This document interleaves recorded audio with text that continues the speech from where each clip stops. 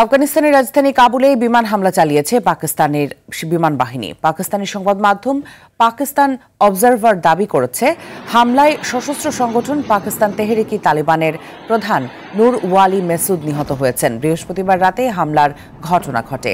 সঙ্গে কারি সাইফুল্লাহ মেকসুদ সহ তার কয়েকজন সহযোগীও প্রাণ হারিয়েছেন বলে ধারণা করা হচ্ছে। সাইফুল্লাহ মেসুদকে টিটিপির পরবর্তী প্রধান হিসেবে বিবেচনা করা হয়। টিটিপি পাকিস্তানে একটি নিষিদ্ধ ঘোষিত সন্ত্রাসী দল। তাদের প্রধান নেতা নূর ওয়ালি পাকিস্তানের সবচেয়ে বড় ওয়ান্টেড ব্যক্তি। এর আগে বুধবার টিটিপির হামলায় পাকিস্তানের 12 সেনা নিহত হয়।